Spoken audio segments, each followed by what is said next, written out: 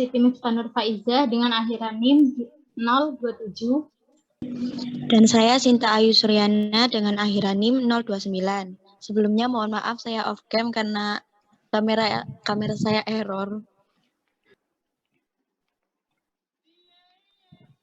Slide selanjutnya.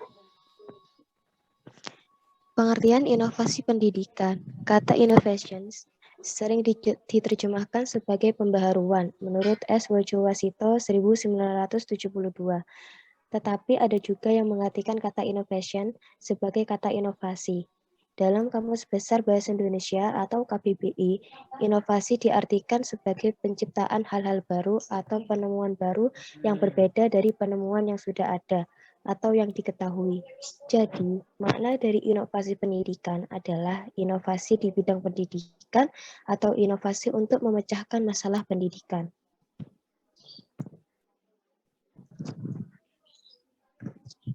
Prinsip-prinsip inovasi dalam pendidikan. Menurut Peter N. Drucker dalam bukunya Innovation and Entrepreneurship, Tilaar 1999-356, mengemukakan beberapa prinsip inovasi, yaitu sebagai berikut.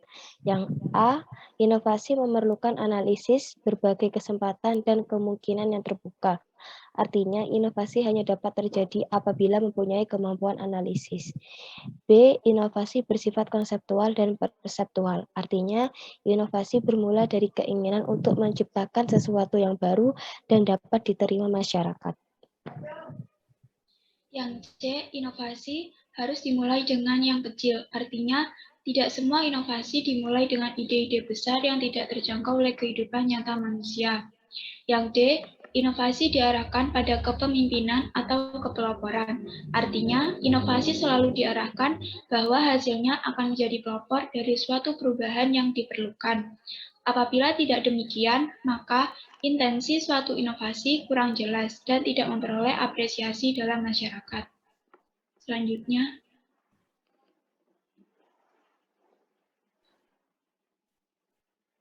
pentingnya inovasi dalam pendidikan. Tujuan utama inovasi menurut Hamijojo 1974 adalah meningkatkan sumber-sumber tenaga, uang, dan sarana, termasuk struktur dan prosedur organisasi. Tujuan inovasi pendidikan di Indonesia sebagai berikut.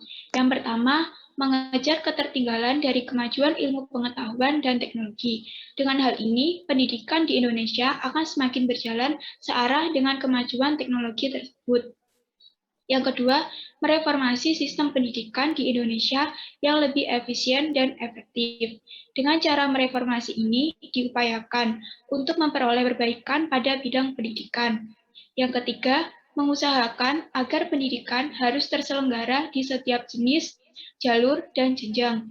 Misalnya, dengan meningkatkan daya tampung sekolah dasar, sekolah menengah pertama, sekolah menengah ke atas, dan perguruan tinggi. Di samping dengan peningkatan daya tampung, juga diusahakan dalam peningkatan mutu pendidikan.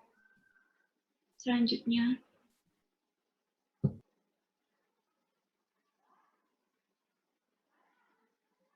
Selanjutnya yaitu faktor-faktor yang perlu diperhatikan dalam inovasi pendidikan. Inovasi pendidikan sebagai usaha perubahan pendidikan tidak bisa berdiri sendiri, tapi harus melibatkan semua unsur yang terkait di dalamnya. Faktor utama yang perlu diperhatikan dalam inovasi pendidikan yaitu yang pertama, guru. Agar dunia pendidikan dapat lebih inovatif, diperlukan guru yang berkompeten dan memiliki kreativitas yang tinggi. Guru harus mempunyai cara penyampaian pembelajaran yang menarik dan mudah dimengerti. Dalam pelaksanaan pendidikan, guru berperan sebagai ujung tombak.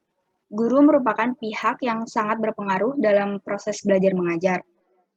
Keahlian dan kewibawaan guru sangat berpengaruh dalam kelangsungan proses belajar mengajar di kelas.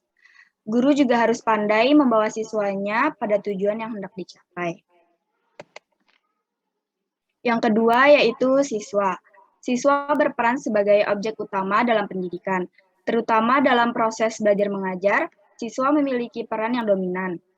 Siswa juga dilibatkan dalam proses inovasi pendidikan walaupun hanya dengan mengenalkan kepada mereka tujuan perubahan mulai dari perencanaan sampai pelaksanaan. Peran siswa dalam inovasi pendidikan sendiri adalah sebagai penerima pelajaran, pemberi materi pelajaran kepada sesama temannya, dan sebagai petunjuk. Selanjutnya yaitu kurikulum. Kurikulum pendidikan atau lebih khusus lagi kurikulum sekolah yang meliputi program pengajaran dan perangkatnya merupakan pedoman dalam pelaksanaan pendidikan dan pengajaran di sekolah. Tanpa kurikulum, inovasi pendidikan tidak akan berjalan sesuai dengan tujuan inovasi. Oleh karena itu, dalam inovasi pendidikan, semua perubahan yang hendak diterapkan harus sesuai dengan perubahan kurikulum. Dengan kata lain, perubahan kurikulum diikuti dengan pembaharuan pendidikan dan tidak mustahil perubahan keduanya akan berjalan searah.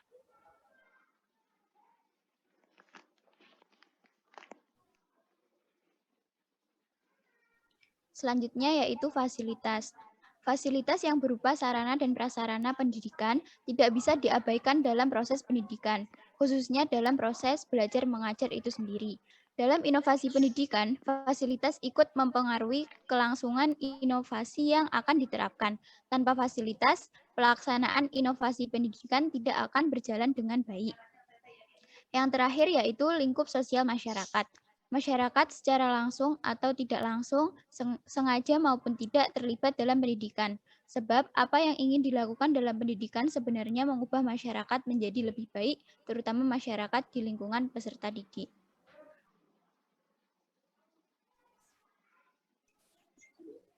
Selanjutnya yaitu karakteristik inovasi pendidikan. Jadi, inovasi itu mempunyai karakteristik yang bisa dilihat dari pengembangan pendidikan dan kegiatan belajar mengajar.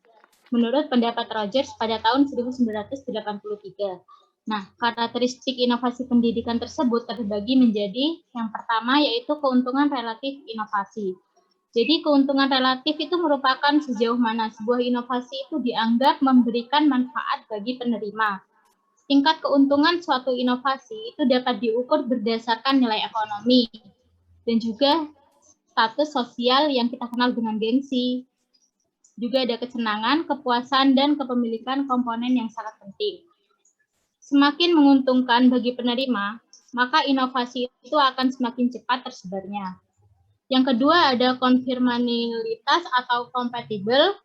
Konfirmabilitas atau kompatibel itu merupakan tingkat kesesuaian inovasi dengan nilai, pengetahuan ataupun pengalaman lampau, dan juga kebutuhan dari penerima. Inovasi yang tidak sesuai dengan nilai ataupun norma yang diyakini oleh penerima tidak akan diterima secepat inovasi yang sesuai dengan norma yang telah ada. Selanjutnya. Selanjutnya adalah kompleksitas atau complexity. Kompleksitas adalah level kesukaran untuk memahami dan menggunakan inovasi bagi penerima. Suatu inovasi yang mudah dimengerti dan mudah digunakan oleh penerima akan cepat tersebar. Sedangkan inovasi yang sukar dimengerti atau sukar digunakan oleh penerima akan lambat proses penyebarannya. Selanjutnya yaitu trialabilitas atau trialability. Trialabilitas adalah dapat dicoba atau tidaknya sebuah inovasi oleh penerima. Suatu inovasi yang dapat dicoba akan lebih cepat diterima oleh masyarakat daripada inovasi yang tidak dapat dicoba terlebih dahulu. Dan yang terakhir, dapat diamati. Dapat diamati ini maksudnya adalah mudah atau tidaknya sebuah inovasi dapat diamati oleh penerima. Suatu inovasi yang hasilnya mudah diamati akan lebih cepat diterima oleh masyarakat dan sebaliknya. Inovasi yang sukar diamati hasilnya akan lama diterima oleh masyarakat.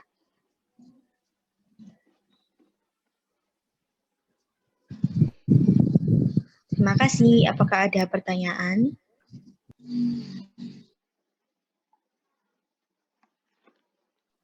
Ini ada yang banyak raise hand ya.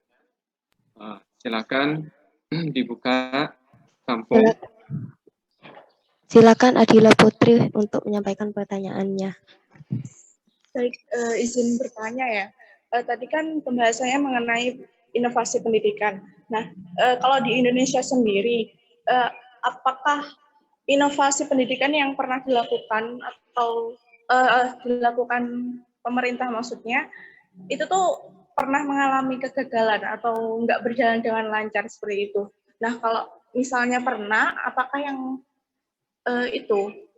apakah yang dilakukan? Apakah inovasi tersebut diperbaiki atau bagaimana?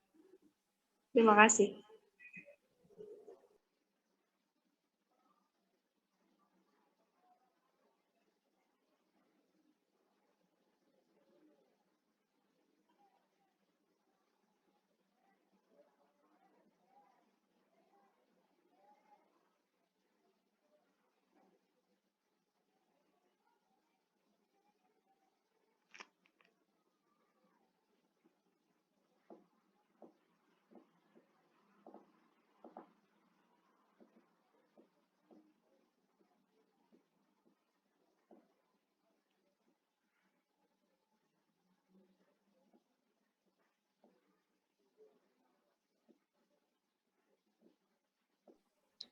Mohon maaf sebelumnya tadi pertanyaannya apa ya?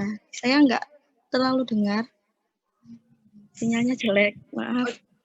Oke, suaranya udah dengar ya? Udah, maaf. Ya, soalnya di sini berisik. Jadi mengenai inovasi pendidikan, nah apakah Indonesia sendiri itu pernah melakukan suatu inovasi pendidikan, tapi inovasi tersebut itu tidak berjalan dengan lancar gitu, jadi kayak gagal gitu. Terus apakah yang dilakukan? Apakah inovasi tersebut itu diperbaiki atau bagaimana?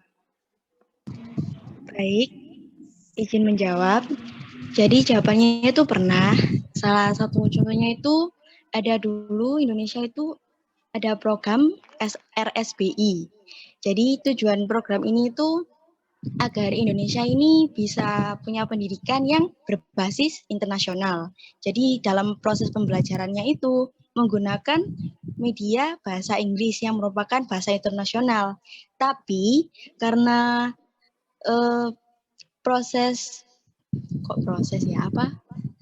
karena waktu berjalannya inovasi ini ternyata nggak sesuai sama kriteria-kriteria inovasi, jadi inovasi ini itu dianggap gagal dan akhirnya itu sama pemerintah dihapuskan. Seperti itu, Adila. Itu dihapuskannya RSBI itu diganti, itu yang diganti diganti apa? Enggak ada gantinya. Dulu itu adanya itu RSBI sama ya sekolah biasa normal gitu. Jadi dihapuskan. Oh iya, paham. Terima kasih. Baik, terima kasih. Pertanyaan selanjutnya dari silahkan. Baik, terima kasih atas kesempatannya. Sebelumnya minta tolong diperlihatkan slide pada prinsip-prinsip inovasi. Slide kelima, kalau tidak salah. Nah, iya. Yang bagian C itu inovasi harus dimulai dengan yang kecil. Artinya tidak semua inovasi dimulai dengan ide-ide besar. Nah, pertanyaan saya, bagaimana jika suatu inovasi itu dimulai dengan ide-ide yang besar? Apakah menimbulkan dampak negatif bagi pendidikan ini? Kemudian berikan contohnya itu inovasi yang dimulai dengan hal-hal yang besar. Seperti itu. Terima kasih.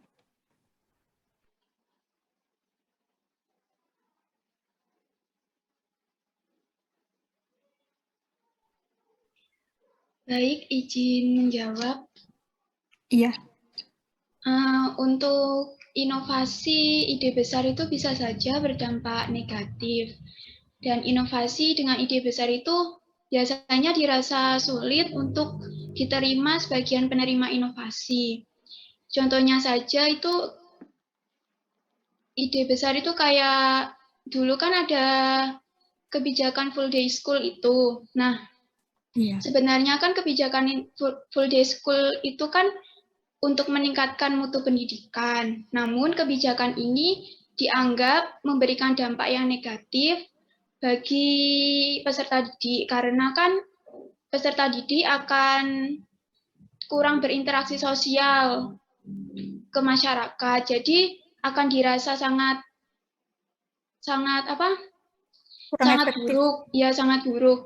Dan itu kan full day school itu kan jam belajarnya kan bertambah, jadi dirasa juga peserta didik akan merasa sangat lelah dan tidak efektif gitu. Jenuh. Jadi yang ide besar itu bisa berdampak negatif, contohnya full day school ini. Nah, maka dari itu lebih baik semua dimulai dengan ide kecil, yakni seperti menerapkan kebijakan CBSA. CBSA itu cara belajar siswa aktif. Nah, yaitu dimulai dari pembiasaan untuk belajar aktif, hingga di kemudian hari akan berpengaruh pada tahap selanjutnya.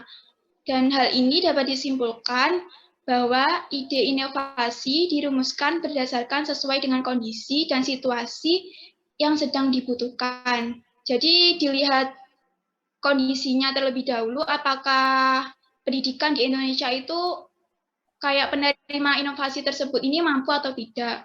Baru kita rumuskan inovasi pendidikan yang seperti apa yang cocok untuk di Indonesia ini. Oh, jadi itu tergantung dengan kondisi dan situasi. Nah, jika tidak memungkinkan, alangkah baiknya itu dimulai dengan ide-ide yang kecil, seperti itu ya. Ya, Ya, baik, bisa difahami. Terima kasih atas jawabannya. terima kasih kembali.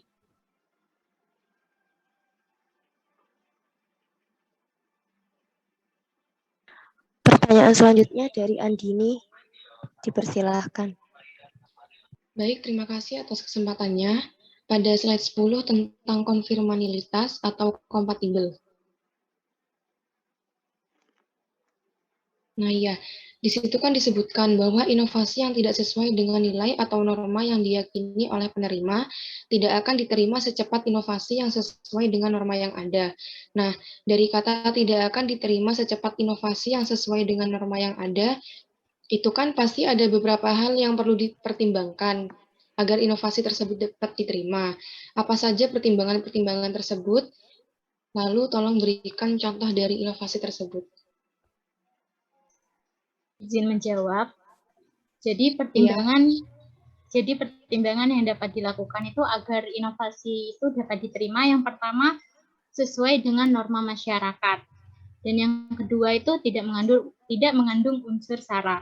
Jadi itu intinya itu inovasi itu akan mudah diterima jika hal tersebut sesuai dengan keseharian ataupun kebiasaan bagi masyarakat. Seperti itu. Apakah bisa diterima?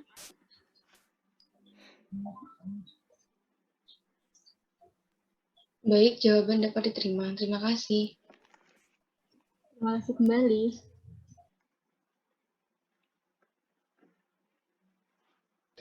Pertanyaan selanjutnya dari Aulia. Silahkan. Baik, terima kasih. Tadi kan Peter M. Drucker itu kan mengemukakan beberapa prinsip inovasi. Apakah dapat diberikan contohnya dari setiap prinsip tersebut atau juga contoh inovasi yang diciptakan dari Peter? Bisa dipahami?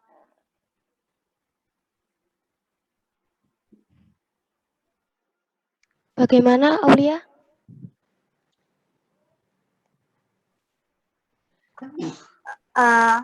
Tadi kan Peter M. Drucker mengemukakan beberapa prinsip. Apakah bisa diberikan contohnya dari prinsip-prinsip tersebut kecuali yang tadi? Terus juga inovasi yang pernah diciptakan oleh Peter.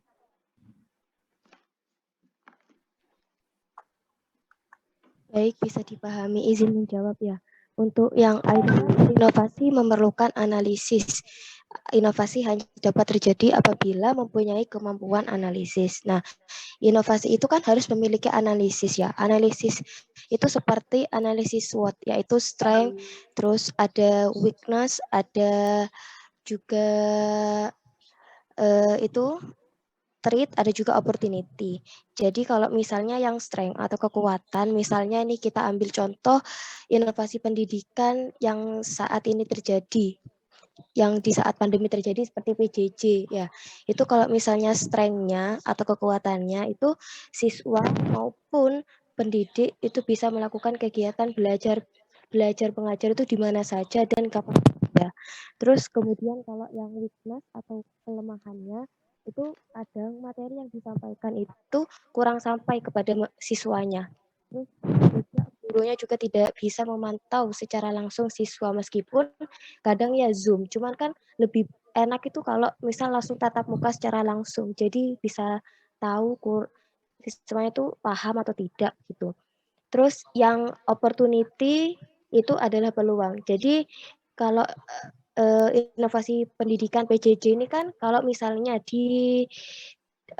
dilaksanakan atau dilakukan oleh siswa SMA atau mahasiswa begitu ya, itu bisa dilakukan dengan baik atau maksimal. Soalnya kan kalau misalnya siswa SMA atau sudah mahasiswa itu sudah memiliki tanggung jawab gitu, sudah mengerti tanggung jawabnya sendiri. Tapi kalau misalnya di tingkat pendidikan yang lebih rendah kayak misalnya TK, SD itu kan sekarang TK juga Zoom juga gitu kan dari rumah. Jadinya kalau misalnya TK dan SD itu membutuhkan effort yang lebih dari orang tua. Jadi anaknya itu kan tidak bisa berjalan sendiri dalam pembelajaran, harus ada pengawasan dari orang tua atau dibimbing sama orang tuanya gitu. Sedangkan orang tua juga kan kadang sibuk bekerja gitu, jadi tidak bisa maksimal. Terus kalau yang B itu inovasi. Inovasi bersifat konseptual dan perseptual atau untuk menciptakan sesuatu yang baru dan dapat diterima masyarakat. Misalnya, ya contoh studi kita itu atau dari inovasi pendidikan kita sudah muncul 2 tahun belakangan ini ya.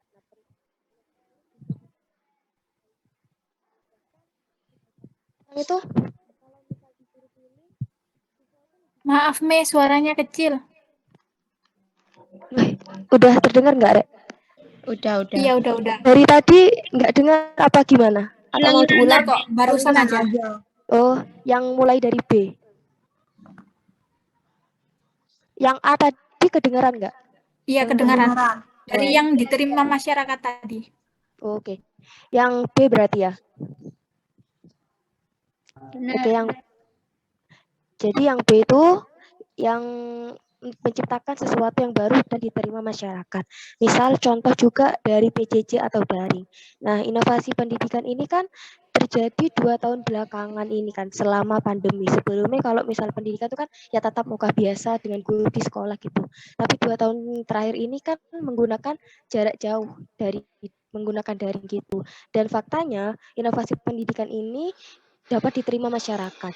Bahkan saat ini pun kebanyakan dari siswa itu kalau misal disuruh pilih kamu mau online atau offline gitu, malah mereka sudah nyaman dengan online kan. Berarti itu tandanya inovasi pendidikan itu dapat diterima oleh masyarakat.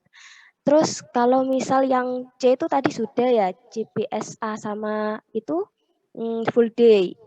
Terus kalau yang D itu inovasi diarahkan pada kepemimpinan atau kepeloporan, yang artinya inovasi selalu diarahkan bahwa hasilnya akan menjadi pelopor dari suatu perubahan. Misal yang jadi juga yang dianggap kalimat tersebut itu kita membutuhkan suatu pelopor atau perubahan untuk perubahan yang diperlukan.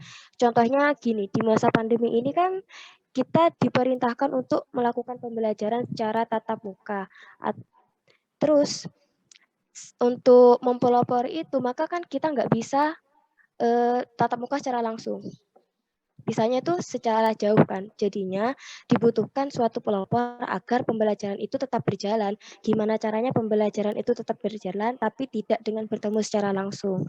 Makanya ada diciptakan inovasi baru yakni daring itu tadi. Begitu. Apakah bisa diterima jawabannya Aulia? Baik, bisa diterima. Terima kasih. Ya, sama-sama. Terima kasih kembali. Kemudian pertanyaan selanjutnya dari Ziva. Dipersilahkan.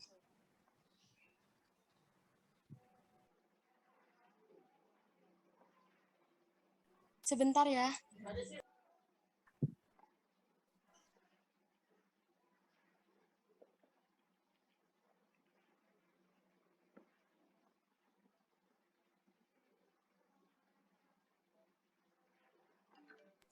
Bisa tolong ditunjukkan slide tujuan inovasi?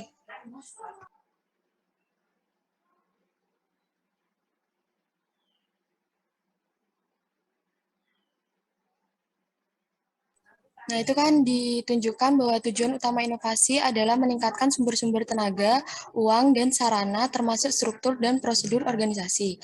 Dan tujuan yang lain itu adalah mengusahakan agar pendidikan harus terselenggara di setiap jenis, jalur, dan jenjang. Nah, pertanyaan saya, bagaimana inovasi kalian sebagai calon tenaga pendidik untuk mewujudkan dua tujuan tersebut? Terima kasih. Baik, izin menjawab ya. Dengan meningkatkan yang tujuan utamanya tadi dengan meningkatkan kualitas atau mutu pendidiknya serta sarana yang dipakai dalam kegiatan belajar mengajar. Yang mengusahakan itu tadi dengan mengembangkan potensi diri siswa melalui jalur pendidikan mulai dari pendidikan formal, non-formal maupun informal. Selanjutnya, mengembangkan potensi siswa tersebut sesuai tahap atau jenjangnya, yaitu dari pendidikan dasar hingga pendidikan tinggi. Selanjutnya, dikhususkan sesuai minat bakat siswa, sesuai jenis pendidikannya, misalnya pendidikan vokasi, akademik, profesi, dan lain-lain. Apakah bisa dipahami? Baik, jawaban bisa diterima. Terima kasih. Sama-sama. Pertanyaan selanjutnya dari Wahyu Fatin, dipersilahkan. Baik, bisa ditunjukkan slide karakteristik inovasi pendidikan, trialabilitas. Ya, kan di situ yang trialabilitas, suatu inovasi yang dicoba akan cepat diterima oleh masyarakat daripada inovasi yang tidak dapat dicoba terlebih dahulu. Jadi pertanyaan saya, inovasi yang dapat dicoba dan tidak dapat dicoba lebih dahulu itu maksudnya seperti apa? Apakah bisa diberikan contohnya? Baik, terima kasih atas pertanyaannya. Jika saya menjawab, jadi inovasi yang dapat dicoba ataupun tidak dapat dicoba itu maksudnya adalah inovasi yang bisa langsung dipraktekkan sama yang menerima inovasi ini. Jadi ya dipraktikkan oleh murid dan guru ya intinya. Nah, kalau contohnya adalah inovasi yang berupa pembelajaran e-learning kita ini. Nah, inovasi ini kan dapat langsung diterapkan oleh penerima. Karena apa? Karena kita kan ada di era digital. Jadi pasti siswa ini kan paling enggak punya satu device untuk digunakan jadi media proses pembelajaran. Jadi langsung bisa diterapkan gitu. Makanya inovasi e-learning ini juga kan termasuk yang disarankan oleh pemerintah seperti itu.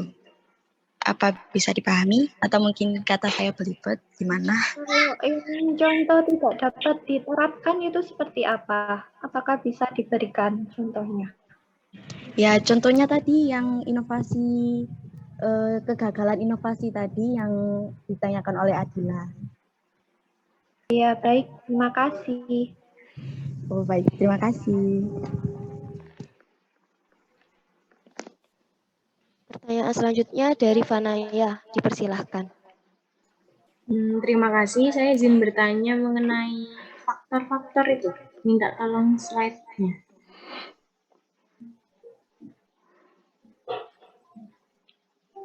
Nah ini kan dikatakan kan faktor pertama ini kan ada guru. Lah guru ini kan diperlukan guru yang berkompeten dan memiliki kreativitas yang tinggi. Lah kadang-kadang kan di daerah-daerah terpencil gitu kan kebanyakan itu kan gurunya kan bisa dikatakan kan sudah tua, sudah banyak yang mendekati pensiun gitu. Lah itu kan berarti cara mengajarnya kan kemungkinan itu kebanyakan masih cara-cara lama seperti itu ya, bukan berarti tidak kompeten maksud saya, tapi kan kurang berinovasi seperti itu. Lah untuk mengatasi hal ini apa harus dikirimkan tenaga pendidik yang masih muda dari kota itu atau seperti apa kalau menurut pendapat kalian? Baik, izin menjawab ya Vanaya untuk pertanyaannya. Memang masalah yang terjadi untuk tidak meratanya tenaga pendidik di daerah, kalau misalnya di daerah terpencil itu biasanya dikenal dengan daerah 3T, yaitu wilayah tertinggal, terdepan, dan terluar gitu. Memang kurang pemerataan tenaga pendidik ya. Dan saat ini juga ada salah satu inovasi dari Kementerian Pendidikan dan Kebudayaan atau Kemendikbud itu kan ada Kampus Merdeka. Nah, salah satu programnya itu ada kampus pengajar. Nah, sesuai namanya itu, jadi mahasiswa diajak untuk mengajar di SD di wilayah 3T tadi. Lewat program ini, mahasiswa itu diminta untuk memberi motivasi sehingga bisa menjadi inspirasi bagi anak-anak yang di wilayah terpencil. Selain itu, manfaatnya untuk mahasiswa juga bisa mendapatkan pengalaman dan juga bisa mengasah kompetensi pengetahuan dan keterampilannya. Dan untuk para guru-guru yang ada di wilayah terpencil, mereka juga bisa sharing-sharing sama mahasiswa-mahasiswa yang masih muda-muda gitu, jadi dapat pengetahuan yang baru. Selain itu, untuk mengatasi kekurangan guru di daerah 3T itu juga diperlukan kebijakan dari pemerintah pusat dan pemerintah daerahnya. Jadi harus ada komitmen antara pemerintah pusat dan pemerintah daerah. Gimana sekiranya itu tenaga pendidik di daerah manapun itu bisa rata. Contoh mungkin yang bisa diterapkan itu pertama, mempersiapkan putra-putri terbaik daerah sebagai calon mahasiswa guru gitu. Jadi pemerintah daerah itu bekerja sama dengan SMA atau MA gitu di wilayahnya dan LPTK atau Lembaga Pendidikan Tenaga Kependidikan terdekat dengan mengirimkan putra-putri terbaik untuk kuliah sebagai calon guru dan memberikan beasiswa penuh. Jadi kalau misalnya dikasih beasiswa gitu kan mereka jadi tidak terpikir untuk gimana bayarnya gitu kan. Terus untuk yang kedua itu bisa juga pengangkatan CPNS untuk guru-guru 3T. Untuk guru-guru yang di wilayah terpencil gitu. Kan kalau misalnya para guru itu diangkat menjadi CPNS itu kan juga menjadi motivasi kan untuk gurunya tambah semangat gitu. Terus ada juga mungkin bisa dengan penarikan atau pemanggilan guru dari luar daerah kelahirannya atau dari luar daerah terpencil itu. Atau pemutasian guru-guru PNS dari kota atau sekolah yang berlebihan guru. Kalau misalnya di kota itu kan banyak pendidik di suatu sekolah tapi kurang jam mengajar. Jadi untuk guru-guru yang kurang jam mengajar itu bisa nanti dimutasi atau dipindahkan ke daerah-daerah 3T. Selain itu juga perlu namanya itu perlu pembaruan atau pembangunan infrastruktur yang lebih bagus kayak jalan, kesehatan begitu. Apakah bisa diterima? Ya, bisa diterima. Terima kasih. Terima kasih kembali. Kemudian pertanyaan selanjutnya dari Bagus Zahrun, dipersilahkan. Ya, baik. Terima kasih. Saya mau bertanya pada slide 10.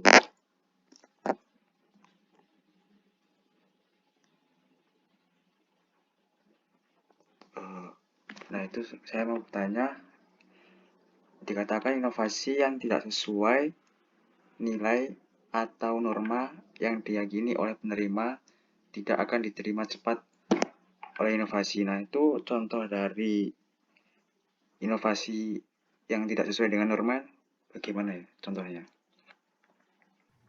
Baik, izin menjawab. Jadi inovasi yang tidak sesuai dengan norma dalam pendidikan itu contohnya seperti ini.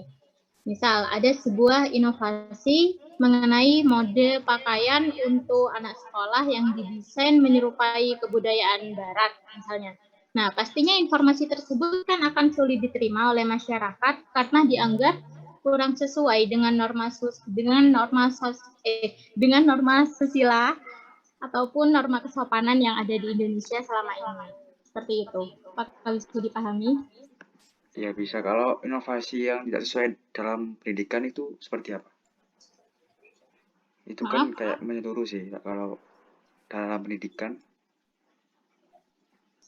Maaf, bisa diulang? Kalau inovasi yang tidak sesuai dengan norma dalam pendidikan itu seperti apa?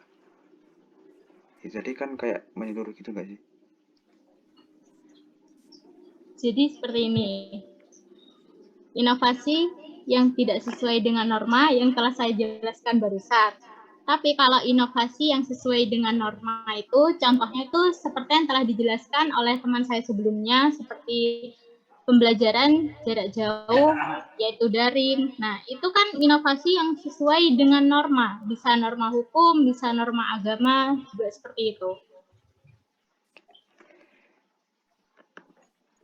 Sehingga inovasi tersebut itu akan mudah diterima oleh masyarakat karena telah sesuai dengan keadaan ataupun dengan norma yang telah berlaku selama ini. Seperti itu. Apakah bisa dipahami? Oh ya, baik.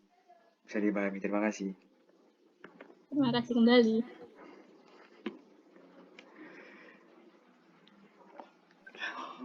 Baik, pertanyaan selanjutnya dari Faikotul, dipersilahkan. Ya, terima kasih atas waktunya. Bisa ditunjukkan slide 9.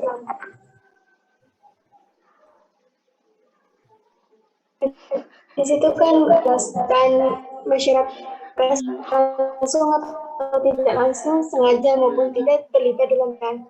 Nah, bisa diberikan contoh tidak masyarakat yang secara langsung yang terlibat dalam pendidikan ataupun yang tidak langsung, dan juga yang sengaja atau yang tidak. Bisa dipahami?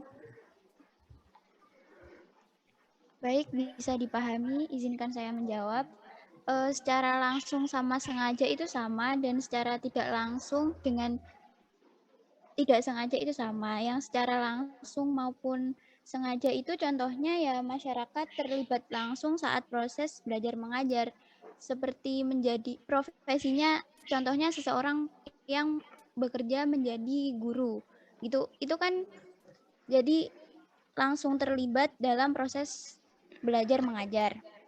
Kalau yang secara tidak langsung maupun ataupun tidak sengaja terlibat itu contohnya yaitu seseorang sebagai kontributor dana maupun barang gitu kepada suatu sekolah atau lembaga pendidikan. Jadi kan dia menyumbangkan dana gitu kan contohnya.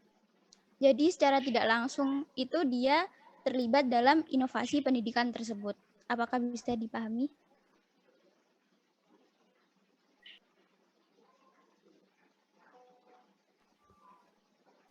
Jadi kalau iya bisa. Jadi itu intinya itu yang berkontak langsung itu ya. Kalau yang terlibat langsung. Iya. Ya, iya, orang tua kayak itu contohnya kamu itu kayak jadi guru. Nah, itu kan apa ya? Kayak konteksnya itu secara langsung gitu. Nah, sedangkan kalau yang tidak langsung itu ya seperti contoh kamu itu sebagai apa itu tadi penyumbang. Nah, iya. Jadi gitu ya. Dan juga yang sengaja itu sama dengan langsung, dan kalau yang tidak itu sama dengan tidak langsung. Oh ya, bisa dipahami. Terima kasih. Terima kasih kembali. Pertanyaan selanjutnya dari Siti Khalifah, dipersilahkan. Baik, terima kasih atas kesempatan izin bertanya. Menurut kelompok penyaji itu yang mengakibatkan tidak tercapainya atau gagalnya dalam proses pelaksanaan pada inovasi pendidikan di lingkungan sekolah itu apa, bisa dijelaskan, dan bagaimana solusi untuk mengatasi hal tersebut? Terima kasih.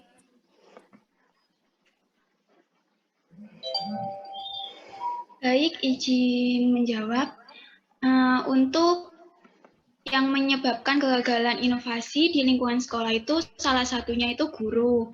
Karena kebanyakan kan guru sudah merasa nyaman terhadap sistem inovasi yang dulu. Jadi kalau udah terlanjur nyaman kan nggak bisa diganti dengan yang baru. Semisal kayak kan ada sistem lama itu udah melekat gitu di gurunya. Jadi udah sesuai, terusan diganti sama sistem yang baru, jadinya kan kayak harus nyesuaiin lagi. Jadi guru itu udah terlanjur nyaman dan mungkin guru akan mempertahankan sistem yang baru. Jadi hal itu yang akan menyebabkan kegagalan inovasi yang ada di lingkungan sekolah. Untuk solusinya itu lebih mengarahkan atau memberitahukan kepada pihak terkait yaitu salah satunya guru tadi, mengenai apa saja yang akan dirasakan ketika kebijakan inovasi yang baru ini dilakukan atau diterapkan gitu. Bisa dipahami? Bisa, berarti sistem yang baru, yang sistem ke lama ke yang baru itu apa kayak perubahan biasanya itu mungkin ke cara mengajarnya gitu ya? Iya, jadi harus nyesuaiin dulu. Jadi kayak mager gitu. Jadi kayak udah terlanjur nyaman dengan sistem yang lama, disuruh diminta untuk ganti sistem yang baru itu sulit gitu. Harus nyesuaiin lagi, adaptasi. Baik, bisa dipahami. Terima kasih. Terima kasih kembali. Baik, pertanyaan selanjutnya dari Alia, dipersilahkan. Ya, saya akan bertanya pada slide 7.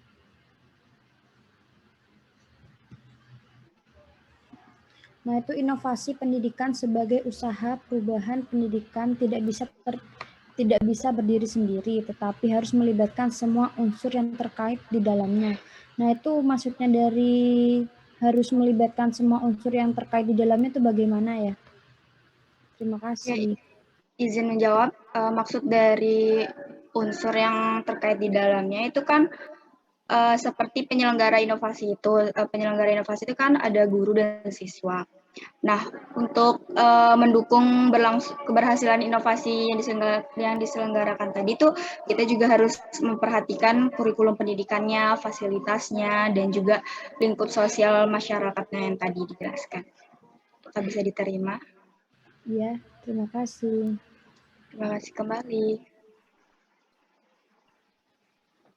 Baik, terima kasih atas pertanyaan yang sudah diberikan oleh teman-teman. Apakah ada yang ingin ditanyakan lagi?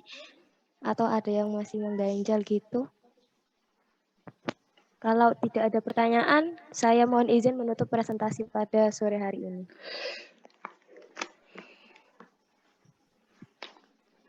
Sudah ya? Gimana? Sudah tidak ada lagi yang ditanyakan? Masih kurang banyak loh waktunya. Sudah tidak ada?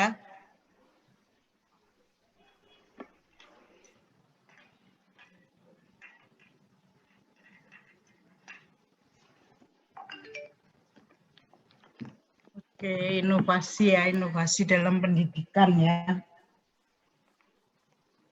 Tadi sudah banyak ditanyakan ya, misalnya seperti RSBI. Bukan ditanya RSBI-nya, tapi inovasi yang pernah gagal dan dianggap gagal, yaitu salah satunya adalah RSBI. Apa sih RSBI itu? Rintisan Sekolah Bertaraf Internasional. Rintisan Sekolah Bertaraf Internasional. Kok Anda tahu, apa Anda mengalami itu ya? Soalnya sekolah saya dulu begitu, Ibu. Tapi itu kakak kelas saya yang angkatan saya tidak dilanjutkan lagi. Oke, ya. Ya, jadi waktu ada RSBI itu hanya beberapa sekolah ya yang melaksanakan RSBI. Nah, ternyata juga tidak berjalan sesuai dengan yang diinginkan. Nah, akhirnya MK ya itu menghentikan atau membubarkan ya tentang RSBI.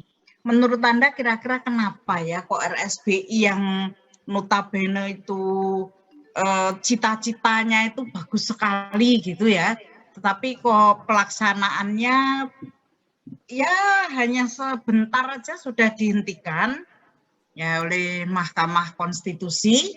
Ya, itu kira-kira kenapa ya? Karena tidak sesuai dengan kondisi pendidikan di Indonesia mungkin.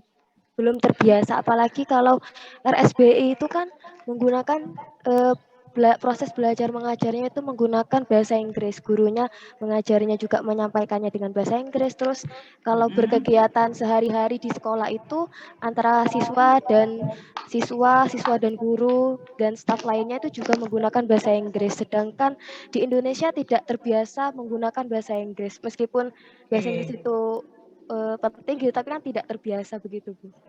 Iya, oke. Nah, ya, selain bahasanya yang memang belum ya belum banyak digunakan ya, belum banyak digunakan. Memang sebenarnya bahasa Inggris kan bahasa internasional. Ya, kita sudah tahu bahwa bahasa Inggris itu bahasa internasional, sehingga kalau komunikasi secara internasional menggunakan bahasa Inggris itu tidak asing sebenarnya ya. Ya, hanya kenapa ya kok harus menggunakan bahasa seperti itu gitu ya, bahasa internasional. Ya kalau tidak bahasa internasional, kalau menggunakan bahasa Indonesia misalnya mendatangkan guru dari luar terus bahasanya bahasa Indonesia kan gurunya tidak bisa. Harus penyesuaian dulu untuk belajar bahasa Indonesia kan gitu. Selain dari segi bahasa, kira-kira apa lagi ya yang menyebabkan RSBI itu dihentikan? Yang rasional aja, yang bisa dikira-kira aja. Kira-kira kenapa? Biayanya. Oke, ya biayanya tentunya mahal ya. Lebih dari yang biasa. Ya biayanya tentunya mahal. Ya, karena ya peralatannya juga mahal, harus menggunakan TI ya, kemudian gurunya juga guru yang pilihan, ya, terus ya buku-buku itu tentunya juga buku yang berlaku secara internasional seperti itu, sehingga biayanya itu mahal. Sehingga kalau biaya mahal itu yang bisa sekolah ya hanya anaknya orang yang berduit saja gitu. Akhirnya kan dianggap tidak apa ya, tidak bisa apa namanya menampung anaknya orang yang tidak mampu seperti itu. Meskipun anaknya orang yang tidak mampu itu kadang-kadang pinter gitu ya, tapi karena dana yang tidak memungkinkan, maka akhirnya tidak bisa sekolah di situ, seperti itu. Ya, meskipun juga sudah ada aturan bahwa RSBI itu sekian persen harus menampung anaknya orang yang tidak mampu. Tapi kan ya kecil sekali gitu ya. Akhirnya ya tidak jalan gitu. Kalau sekolahan Anda terus gimana? Apa terus saja dicoba dilaksanakan, apa langsung tutup ini RSBI-nya langsung tutup atau gimana? Kembali ke awal, Bu. Tetap ada, tapi bahasa Inggris, pembelajaran biasa begitu. Oke. Tidak dalam sehari-hari. Oke. Ya, di Jember pun juga ada gitu ya, sekolah yang menerapkan RSBI, tapi begitu RSBI dihapus, ya, kepala sekolah mungkin karena sudah kepalang tanggung, sudah berusaha sekuat tenaga untuk bisa melaksanakan itu, terus begitu saja bubar kembali ke seperti semula, mungkin juga agak eman gitu ya, karena sudah berjuang. Ya itu sempat kuota yang masuk ke sekolah itu sempat drop gitu ya. Jadi katakanlah sekolah itu mau menerima 5 kelas untuk yang kelas 1 baru gitu ya. Itu akhirnya tidak cukup ya, tidak terpenuhi lah. Karena tidak terpenuhi akhirnya untuk memenuhi yang mengambil siswa yang kemampuannya biasa-biasa atau bisa dikatakan siswa yang di bawah standar lah, seperti itu untuk memenuhi kuota. Ya, tapi karena bertahan maka lama-lama juga akan kembali seperti semula ya. Jadi di tempat kita ini kan kadang-kadang agak latah gitu ya. Agak latah, kalau ada yang bagus ikut bagus, begitu ada yang dikatakan itu tidak bagus akhirnya juga gitu, sampai ke orang tua pun juga tidak mau menyekolahkan anaknya yang ke sekolah tersebut gitu. Tapi lama-lama lupa sendiri gitu ya, lama-lama lupa, akhirnya ya kembali lagi sekolah itu yang menjadi sekolah yang favorit lagi gitu ya, meskipun kefavoritan itu gugur karena adanya sistem atau inovasi juga ya, dengan zonasi Ya, zonasi ya, dengan zonasi. Ya, akhirnya dengan inovasi zonasi, nah ini sudah tidak ada lagi sekolah-sekolah yang menjadi unggulan. Ya, malah kadang-kadang saya dengarkan itu ada guru yang mengeluh kalau sekarang ini ya jauh sekali gitu ya, dengan pada waktu masih ada pendaftaran, sekolah bisa milih, bisa memberikan tes gitu ya. Dengan adanya zonasi ini pokoknya yang di KTP ya, KTP orang tua itu dekat dengan sekolah itu dimungkinkan untuk bisa masuk gitu ya. Nah, termasuk lokasi rumahnya Pak Sadam itu bisa jadi rebutan gitu ya. Sampai ada teman saya, teman dosen itu yang mau beli rumah ya, mau beli rumah yang tidak harus bagus, pokoknya punya nomor rumah. Nah, mau beli nomor rumah atau beli rumah saya gitu. Ya yang penting sebenarnya ya nomor rumahnya, bukan rumahnya gitu. Karena dengan inovasi zonasi ini ukuran jarak dari rumah ke sekolah itu yang diprioritaskan, kan seperti itu. Nah, sehingga saya kadang-kadang guyon, ya koskan aja putranya di rumah saya, nanti kan bisa masuk SMA 1 saya gitu. Ya, karena SMA 1 di Jember kan SMA favorit ya gitu ya. Nah, oke, jadi memang semua program ya meskipun itu inovasi, ya mesti ada kelebihan tapi juga ada kekurangan seperti itu. Ya tidak ada sesuatu yang murni baik, tapi juga tidak ada sesuatu yang murni kurang baik. Mesti ada plus dan minusnya. Oke. Mungkin ada lagi yang perlu ditambahkan, Pak Sadam, monggo kalau ada yang perlu ditambahkan.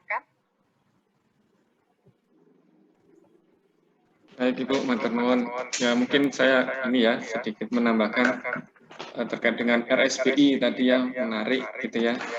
Tadi juga sudah ditambahkan oleh Bu Titi. Kalau saya mungkin sedikit menambahkan karena ini pengalaman saya gitu ya.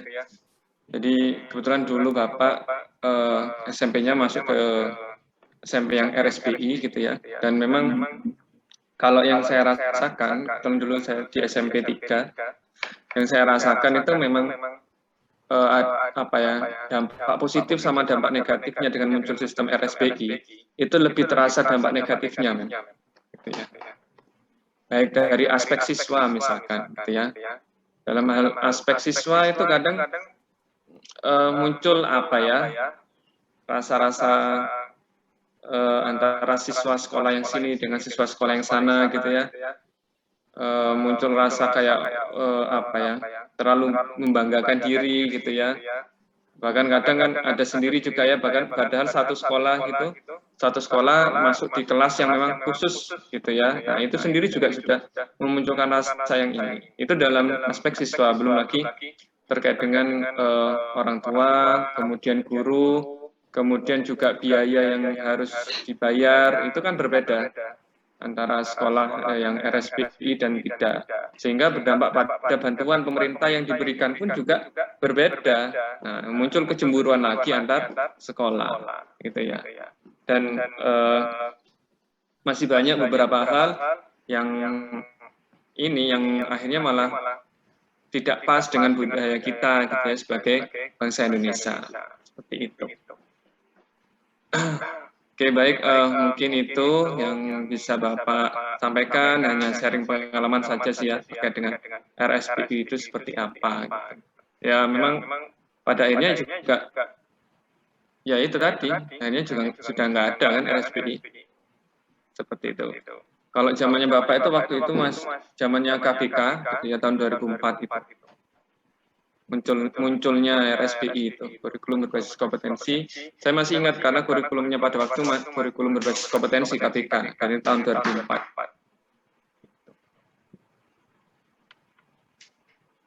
Mungkin itu mawon Ibu Titi. Iya, Pak Sadam.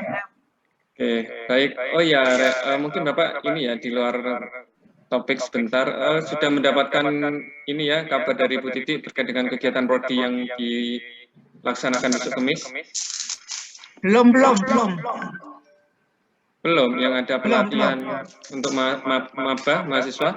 Belum. Sudah Bapak, sudah sama Bu Susi di tele. Oh, itu sudah. Jadi sudah dengan komandan. Jadi ini ya wajib datang ya Raya, karena memang itu untuk maba, jadi memang materi yang diberikan itu sangat berguna khususnya untuk mahasiswa semester 1. Jadi Bapak harap nanti adik-adik bisa hadir, kalaupun nanti ada perkuliahan ya silakan bagaimana caranya, yang penting kuliahnya ya nggak ditinggal, tapi kalian juga bisa mengikuti kegiatan pelatihan yang kami adakan gitu ya, karena memang dari Bu Susi juga sifatnya mewajibkan untuk mahasiswa baru. Sudah dapat link Zoom-nya? Belum, tapi sudah daftar ya di ini Google Form? Ya, sudah. Coba nanti gini, perwakilan WA ke saya, nanti akan saya kirim link Zoom-nya gitu ya, karena memang kebetulan yang dipasrai kegiatan ini ketuanya Bapak, jadi biar bisa segera langsung saya kirim. Nanti adik-adik minta tolong diberitahu ya ke teman-teman yang lain yang beda kelas, baik yang kelas di Jember maupun yang di Bondowoso ya. Ya udah, mungkin itu ya, kita insya Allah besok acara akan Bapak buka jam 7 ya, jadi sambil menunggu pematerinya mungkin ya 7:30 sudah kita mulai ya, kalau tidak ada halangan. Oke, baik, mungkin itu ya sedikit info di luar topik perkuliahan. Hanya ingin memastikan, jadi tolong coba WA Bapak perwakilan ketua kelas atau siapa gitu ya. Oke, pripun Ibu, diakhiri mawon kan? Nggih Mas Adam, nggih. Baik, masih ada kelompok pembanding gitu ya, nanti kita akan lihat minggu depan lagi terkait dengan materi ini. Insya Allah kita ketemu lagi minggu depan, tetap jaga kesehatan, semoga Bu Titi, adik-adik semua ya, kita semua selalu dalam keadaan sehat walafiat. Amin. Ya. Terima kasih atas perhatiannya, terima kasih kelompok penyaji dan mahasiswa yang aktif dan yang sudah menyimak ya terkait dengan pemaparan kelompok penyaji. Kami akhiri, billahi taufiq wal hidayah. Wassalamualaikum warahmatullahi wabarakatuh. Waalaikumsalam warahmatullahi wabarakatuh. Terima kasih Bapak.